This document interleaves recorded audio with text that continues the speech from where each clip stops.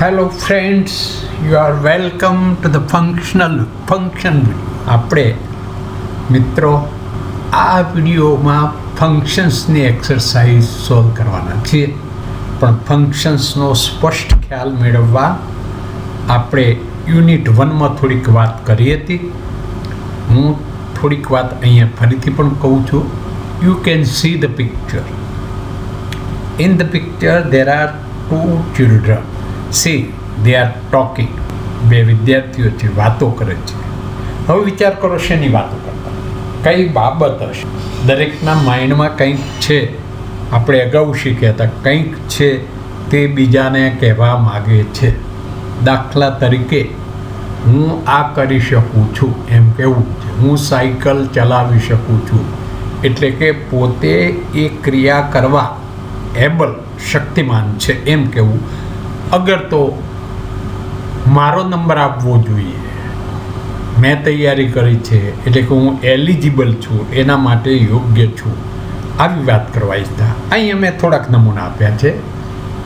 કોઈક વખતે વિદ્યાર્થી કોઈ પ્રેડિક્શન, અગર પ્લાનિંગની વાત પણ કરતા હોય છે, અનુમાન કરે અથવા આયોજનની વાત કરે કે આપણે પ્રોજેક્ટ કરીશું, એમાં આમ કરીશું, આમ કરીશું. અગર તો વિઝિટ જવાના હોય તો એનું પ્લાનિંગ કરે. તો કોઈક વખતે એક્શન એઝ મોરલ ડ્યુટી, કોઈક પોતાના અંદરથી એમ થાય કે મારે આ કામ કરવું જોઈએ. દાખલા તરીકે અત્યારે કોરોના છે, તો એમ થાય કે આપણે માસ્ક પહેરવું જોઈએ. એ અંદરની ફરજ છે. કોઈ ન પહેરે તો કદાચ બહાર જાય ને પોલીસ શિક્ષા કરે. બાકી તો એ પોતાની ફરજ સમજીને જે ક્રિયા કરવાની છે એવી પણ વાતો કરતા હોય. કોઈ વખતે do actions because of outward force, બહારની પરિસ્થિતિના કારણે એણે એ કામ કરવું પડે.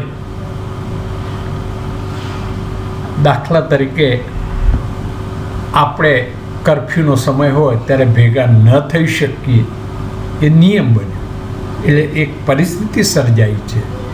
તો એના કારણે અગર આ કોરોના છે તો તેમાં આપણે કેટલીક ક્રિયાઓ એના કારણે કરતા હોઈએ, એની પણ વાતો કરતા હોઈએ છીએ.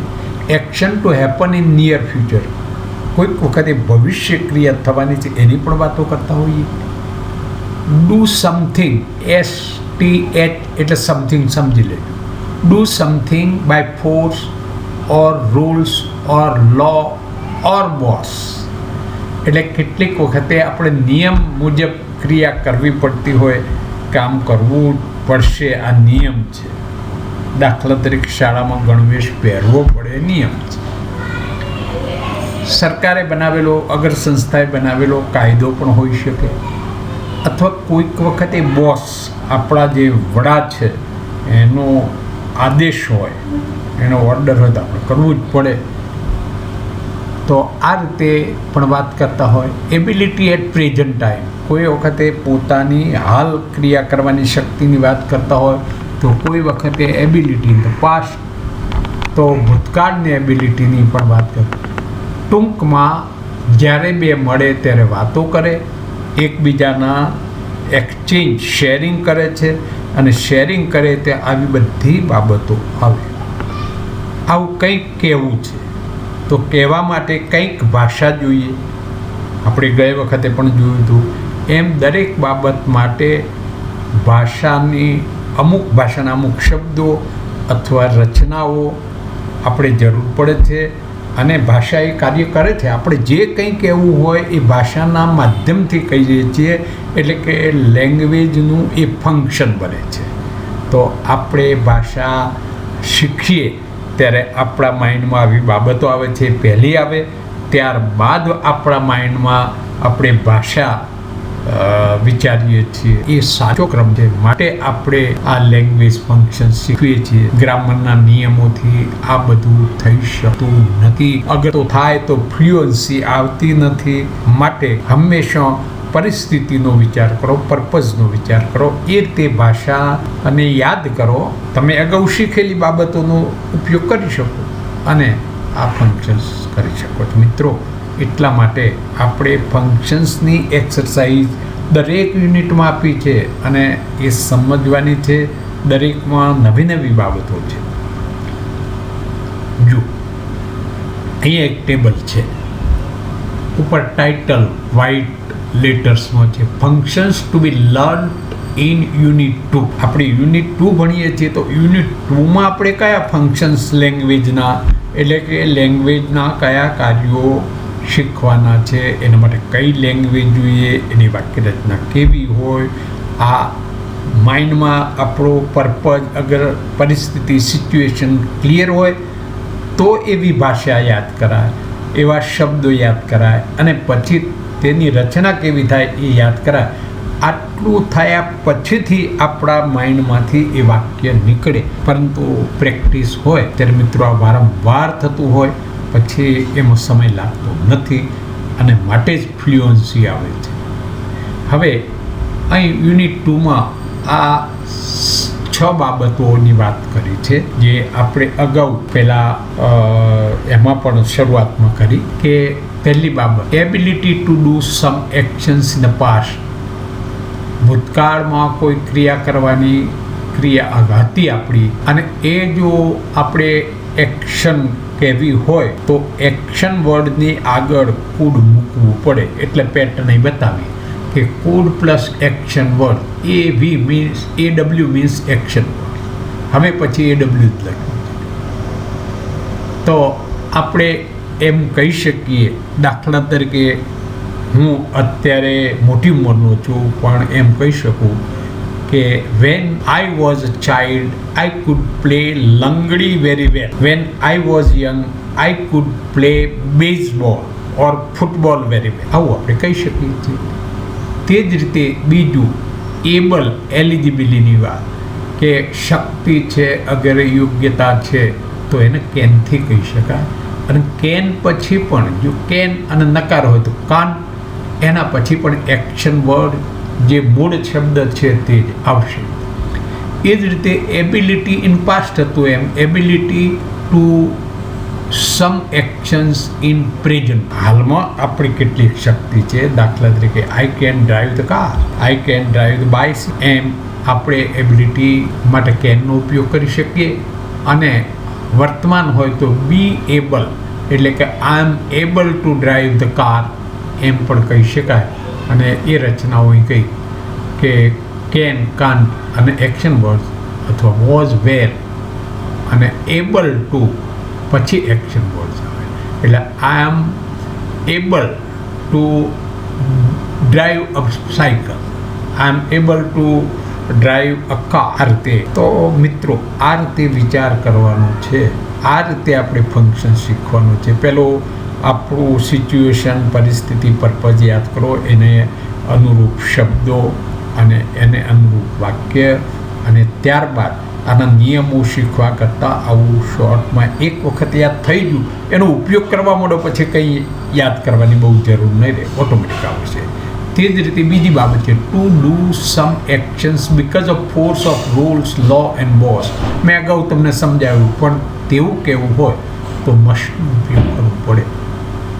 એટલે મસ્ટ અને એક્શન પડે. એ જ રીતે action to happen in near future according to planning અથવા પ્રેડિક્શન. તે માટે ગોઈંગ ટુ આપણે યાદ કરવું પડે અને એની રચનાનું. Two do some actions because outer word, because of outer word force, એટલે બહારનો ફોર્સ, બહારની પરિસ્થિતિના કારણે આપણે અમુક કરવું પડતું હોય. દાખલા તરીકે અત્યારે કોરોના ફેલાય છે, એવી પરિસ્થિતિ છે, માટે માસ્ક પહેરવું પડે છે. I have to wear the mask, તો ત્યાં હેવ ટુનો પણ ઉપયોગ છે અને એ રચના પણ સમજી શકો છો. Two do some actions is a moral duty or inner force. ઘણી વખતે આપણને પોતાને એમ લાગે છે અંદરથી, દિલમાં, કે મારે આમ કરવું જોઈએ, ત્યાં શુડનું અને શુડની રચના હકાર નકારમાં આર્ટિસ થાય છે. ફ્યુચર એક્શન, ભવિષ્યની ક્રિયા કેવી હોય તો આપણે વિલ, શેલ. આમ એક્શન વર્ડ્સની આગળ આવા શબ્દો વાપરવાથી આપણે જે મોડ કહેવો હોય તે કહી શકીએ છીએ. આટલી આપણી સમજ આ યુનિટમાં વિકસાવવાની છે. આના માટેની એક્સરસાઇઝ કરવાની છે. દરેક એક્સરસાઇઝમાં કંઈ એક બાબત આપી છે. મિત્રો ચાલો આગળ જો અહીંયા મેં તમને ત્રણ એક્સરસાઇઝ માટે ગાઈડલાઈન આપી છે. બહુ ચર્ચા શું આપ્યું, શું કહ્યું, શું કરવાનું છે એવું અગાઉ જે કરતા હતા એ અહીંયા આ વખતે મેં નથી કર્યું. L1 એટલે લેંગ્વેજ એક્સરસાઇઝ 1. એમાં એનું સિગ્નિફિકન્સ એટલે મહત્ત્વ શું, આ 1 કરીએ તો આપણને ભાષાકીય શું આવડત મળે. તો you will know the language functions. આપણને આ ભાષાનો ઉપયોગ કરતો ખ્યાલ આવી જાય કે આ કહેવું હોય તો આ ભાષા વાપરી શકાય. જો અહીંયા ગુજરાતમાં મેં સમજાવ્યું છે, કંઈ પરિસ્થિતિ અગર સિચ્યુએશન આપેલી છે આ L1 તે પરિસ્થિતિ રજૂ કરતી કેટલીક ભાષા રચનાઓ નીચે લીટી દોરેલી છે, તેમના કાર્યો સમજવાના છે. ગ્રુપમાં ચર્ચા કરો, સમજો. આ સમજવા સ્લાઇડ S3 જોવી, ગ્રુપમાં ચર્ચા કરી ઉત્તરો મેળવો અને પછી તમારા ઉત્તર પાછળ આપેલા જવાબ સાથે મેળવવાના છે. એટલે મિત્રો તમે અહીંયા જોશો તો એક વાર્તા આપેલી છે અને એ વાર્તામાં એ શબ્દો આપ્યા છે, એ શબ્દો અંડરલાઈન કરેલા છે. એમાં આપણે આ અગાઉ જોયા એ બધા શબ્દો છે. હવે તમને ખ્યાલ આવશે કે કયા શબ્દનું શું અર્થઘટન થઈ શકે. એટલે કે વાંચી અને એ અર્થઘટન કરતાં એ સમજવાનું શીખવાનું છે. તે જ રીતે L2 એમાં સિગ્નિફિકન્સ એટલે કે એનું મહત્ત્વ છે કે you will understand the language function. હવે બીજી એક્સરસાઇઝ કરતાં પણ તમે ટેબલ આપ્યું છે, એમાં એકમાં સિચ્યુએશન્સ આપ્યા છે, એક પછી એક 6 સિચ્યુએશન્સ આપ્યા છે અને સામે બીજા કોલમમાં ઓપ્શન્સ આપ્યા છે કે આવું સિચ્યુએશન, આવી પરિસ્થિતિ હોય તો તમે આ પૈકી કઈ ભાષા વાપરશો. આ આપ્યું છે. દાખલા તરીકે પહેલું જ છે કે today is the deadline for submitting your assignment. આજે અસાઇનમેન્ટ આપવાનું છે. It was announced in the class that those who do not submit it today will be punished. હવે એ શિક્ષકે કાયદો બનાવ્યો, એક નિયમ કે ભાઈ આજે જો નહીં કરો તો શિક્ષા થશે. આ બહારનો ફોર્સ થયો તો એ સંજોગોમાં આપણે એવું વિચારીએ કે today I will submit the assignment અથવા today I must submit the assignment. ફરજ પડે તો મસ્ટ હોય, today I have to submit the assignment. તો અહીંયા બહારનો સાહેબે એક ચોક્કસ ફરજિયાત કરવા કહ્યું છે અને ન થાય તો શિક્ષા પણ ભોગવવાની વાત છે. માટે today I must submit the assignment એનો સાચો જવાબ આવશે. આ રીતે તમે પ્રેક્ટિસ કરી શકો છો. હવે તે જ રીતે ત્રીજામાં છે, જો મેં અહીંયા ગુજરાતીમાં નહીં પણ અંગ્રેજીમાં સમજાવ્યું છે, પણ એનું સિગ્નિફિકન્સ આ છે. યુ વિલ યાદ રહી ગયો છે, સોરી, ઉપરનામાં પણ you will understand the language functions. જરા વિલ સુધારીને વાંચજો. હા, તમે જે લેંગ્વેજ ફંક્શન્સ વપરાયો છે એને સમજી શકો. આ માટે ઇન ઈચ આઇટમ એન નહીં એમ ક્લુ સિચ્યુએશન ઇઝ ગિવન. જુઓ તમે એક્સરસાઇઝ ટેક્સ્ટમાં જોશો તો એમાં પહેલા કોલમમાં ક્લૂઝ આપ્યા અને according to the situation guess the professional words તમારે યાદ કરવાનું. અમુક ક્રિયાઓ કરતો હોય તો તે કોણ હોય. દાખલા તરીકે ખાખી ડ્રેસ પહેર્યો હોય અને ઘેર ફરી અને ટપાલ વેચતો હોય, તે કોણ હશે? તો તમારે વિચારવાનું થાય કે ભાઈ એ તો પોસ્ટમેન. આ સાચો જવાબ હોય તો અમુક માર્ક્સ મળે. કદાચ કોઈ પોલીસમેન કે તો એટલી વાત સાચી કે ખાખી ડ્રેસ છે, પણ બીજી શરતનું પાલન નથી થતું, જવાબ સાચો નથી, તો થોડુંક એને ખ્યાલ આવ્યો છે એટલે એના પણ આમ ક્લુ મુજબ અહીં માર્ક્સ કેટલા મળે છે. આ દ્વારા એક ગેમ રમવાની છે. ભલે રમવાની ગેમ છે પણ તમારે ભાષા લખેલી છે એને સમજવાની છે અને એમાં એ શબ્દોના ફંક્શન શું છે તે સમજવાનું છે. એ પ્રેક્ટિસ માટે આ ગેમ આપી છે. મિત્રો, મેં તમને 3 L1, L2, L3ની સમજ આપી છે. સોરી, અહીંયા વ્હીલનો સ્પેલિંગ સુધારી લેજો. હવે આ ત્રણે તમે ગ્રુપમાં કરો. એમાં ત્રીજી તો ખાલી ગેમ રમવાની છે, પણ એ પણ રમો અને પછી તમારા ઉત્તર 1-2 માટેના જે છે એના આન્સર્સ નેક્સ્ટ સ્લાઇડમાં ચેક કરો. ભૂલ હોય તો સુધારો. Answer to exercise number L1 to L3. L1 ના આન્સર્સ આપ્યા છે, નંબર નથી એટલે મેં સીધું લખ્યું કુડ મેક. એ શું સૂચવે, કયું કાર્ય બતાવે, તો પાસ્ટ એબિલિટી એમ લખ્યું છે. તીરથી જવાબ આપ્યા છે. શબ્દો તમે જાણો છો, પરિચિત છો એટલે સમજી શકશો. એ જ રીતે L2 ના જવાબ પણ છે. Today I must submit the assignment. પહેલો જવાબ જે આપણે ચર્ચામાં પણ લીધો હતો. એ જ રીતે L3માં play the game and learn language. Language through learning બહુ મજા આવે અને આપણે અવારનવાર આ કરતા રહીશું. મેં મારા ઇન્ટ્રોડક્શનના વિડીયોઝમાં આ સૂચવ્યું છે કે આપણે આવી બધી પ્રવૃત્તિઓ કરતાં ભણવાનું. મિત્રો, આગળ વધી. હવે જેમ 1, 2, 3 માટે હતી તેમ લેંગ્વેજ એક્સરસાઇઝ 4 અને 5 માટે અહીંયા ગાઈડલાઈન જુઓ. 4. Understand the situation or purpose in each sentence. Spelling સુધારવું પડશે. And recall the meaning of the words given in the list. લિસ્ટમાં આ યાદ કરવાનું છે. You also understand the given example. જે આપ્યો છે એક્ઝામ્પલ એને સમજો. Then select the words from the list.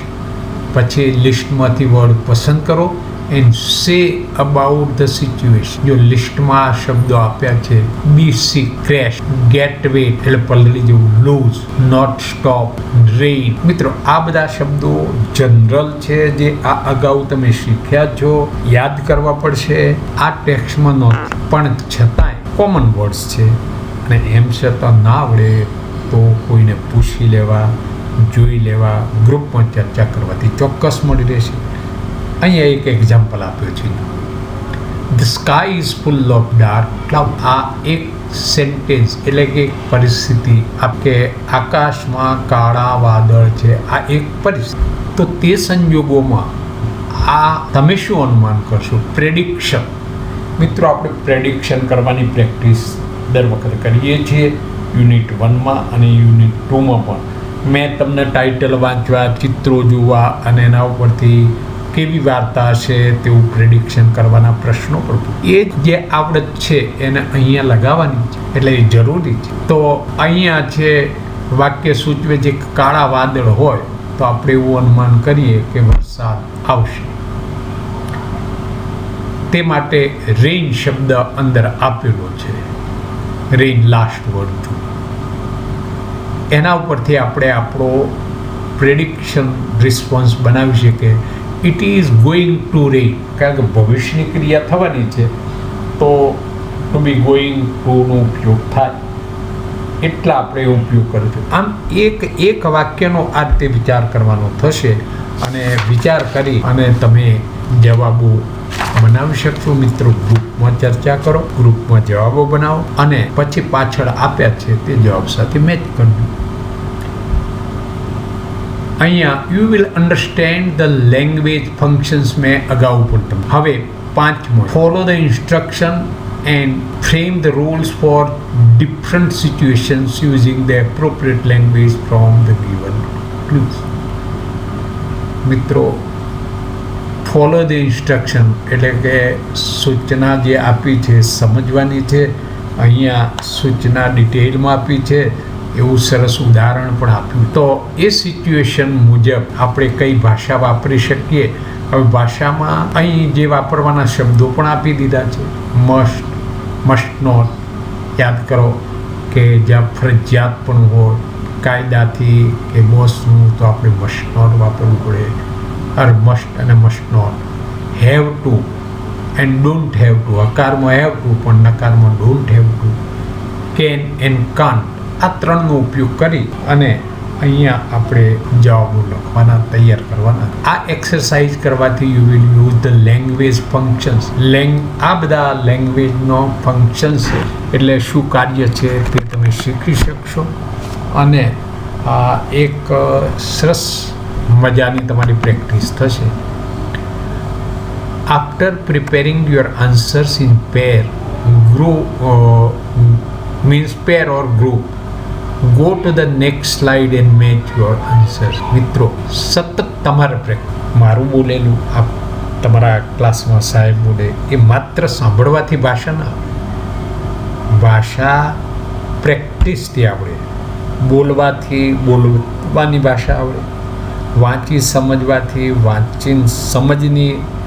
સમજ કેળવાય અને લખવાથી લખીને થશે. આ પછી લખવાનો પણ એક્સરસાઇઝ આવશે આપણી. તો આ પ્રેક્ટિસ કરવાની છે. પ્રેક્ટિસ કર્યા પછી તમારા જવાબ મેળવો. હું તમને જાતે પ્રેક્ટિસ કરવા આપું છું કે આ ખોટા પડે ચિંતા નહીં કરવાની. ખોટા પડે ફરીથી જરૂર પડે તો આખો વિડીયો ફરી જોવાનો, 2 વખત 3 વખત. મિત્રો એવી સગવડ કરી છે તમે આનો ઉપયોગ ગમે ત્યારે કરી શકો. રાત્રે, દિવસે, જ્યારે તમને અનુકૂળતા હોય ત્યારે વળી ગમે તેટલી વખત કરી. અને તમારી પાસે તમારો મોબાઈલ ન હોય તો તમારા પેરેન્ટ્સનો, બ્રધર સિસ્ટરનો, કોઈ મિત્રનો એનો ઉપયોગ કરો. ઇવન તમારા ઘેર જો ટીવી હશે અને એમાં યુટ્યુબ હશે તો એમાં પણ આ જોઈ શકો. તો તમને ઘણા બધા ચાન્સીસ છે અને વારંવાર શીખવાના. આ બરાબર શીખશો તો હું માનું છું કોઈ ટ્યુશનની પણ જરૂર નથી. તમે સેલ્ફ લર્નિંગ કરતા થશો. અગાઉ મેં કહ્યું તમે સેલ્ફ લર્નર બનો એટલે મેં ચેનલનું નામ આપ્યું છે સેલ્ફ લર્નિંગ સેન્ટર. મિત્રો અહીંયા તમારા જવાબ છે L4 અને L5ના મેચ કરો અને સમજો. ક્યાંક તમને જો તકલીફ થાય તો સાહેબને મળો, તે પણ સમજાવશે. કોઈ ન ક્યાંય કરી શકતા હોય તો મને મારા ફોન ઉપર કોન્ટેક્ટ કરશો તો પણ તમને ચોક્કસ હું જવાબ આપીશ, સમજાવીશ. મારો ફોન નંબર ઇન્ટ્રોડક્શનમાં જે 0 પહેલો વિડીયો મૂક્યો છે યુનિટ 1 વખતે એમાં આપેલો જ છે. છતાં લખો તો લખી લો 9099960014.